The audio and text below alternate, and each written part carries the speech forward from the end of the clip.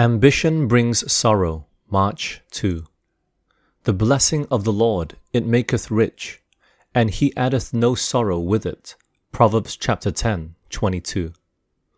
Lucifer, before his rebellion, was a high and exalted angel, next in honor to God's dear Son.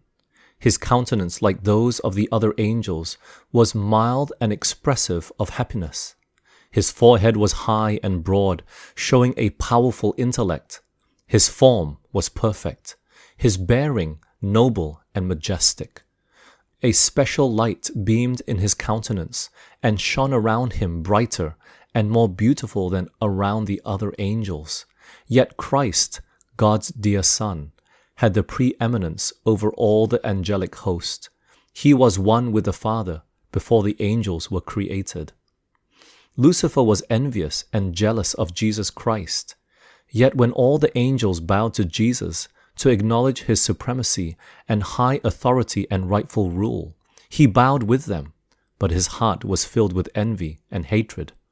Why should Christ thus be honored before himself? Lucifer in heaven desired to be first in power and authority. He wanted to be God, to have the rulership of heaven, and to this end he won many of the angels to his side. When with his rebel host he was cast out from the courts of God, the work of rebellion and self-seeking was continued on earth.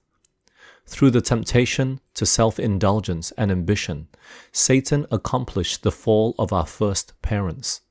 And from that time to the present, the gratification of human ambition and the indulgence of selfish hopes and desires have proved the ruin of mankind.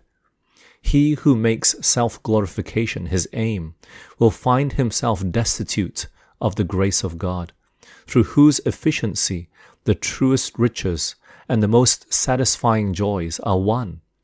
But he who gives all and does all for Christ will know the fulfillment of the promise. The blessing of the Lord, it maketh rich, and he addeth no sorrow with it.